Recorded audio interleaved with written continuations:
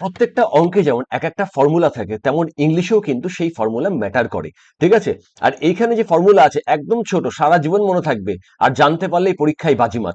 দেখো এখানে সেন্টেন্সে কি দেওয়া আছে, ইউ মানে তুমি, আই মানে আমি, আর হচ্ছে কি হি মানে সে, are going to the party আমরা পার্টিতে যাচ্ছি, ঘুরতে যাচ্ছি বা আনন্দ করতে যাচ্ছি। ঠিক আছে?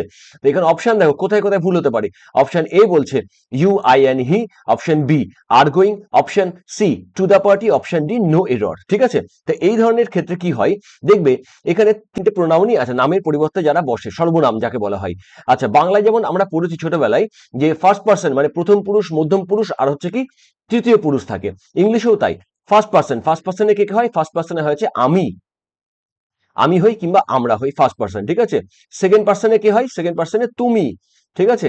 সেকেন্ড পার্সনে তুমি বা তোমরা, এখানে ইউ করেই বোঝাবে। ঠিক আছে? সিঙ্গুলার বা প্লুরাল।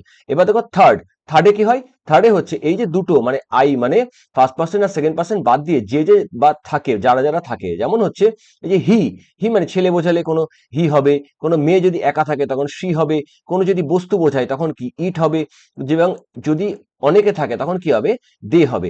এবার ধরো কোনো একটা সেন্টেন্সে তিনটেই আছে, মানে first person, second person, third person, এই আমাদের সেন্টেন্সের উদাহরণের মতো।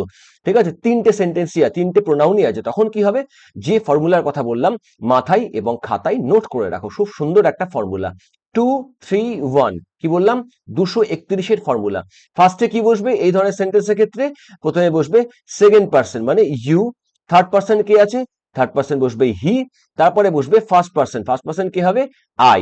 তার মানে আমাদের অপশন এ হচ্ছে আমাদের ভুল আছে। ঠিক আছে? ইউ আই এন হি কিন্তু হবে না। কি হবে, প্রথমে ইউ বসবে, তারপরে কি বসবে, থার্ড পার্সন, তাই তো, হি বসবে, তারপরে কে বসবে, ফার্স্ট পার্সন। ঠিক আছে? এইটা গেল একটা ফরমেশন বা একটা ফরম্যাট।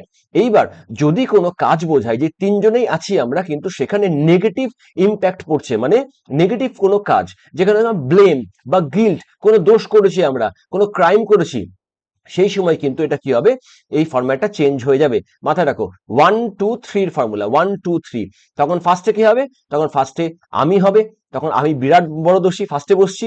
আচ্ছা, তারপরে কি হবে, সেকেন্ড পার্সন ইউ হবে, আর তারপরে লাস্টে কি হবে, থার্ড পার্সন মানে হি বা সি বা দে, যে যে থাকবে। ঠিক আছে?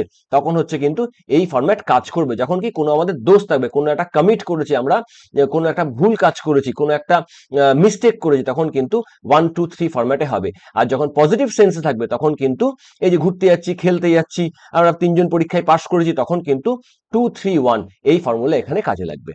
ঠিক আছে? বুঝতে পেরেছো? Thank you.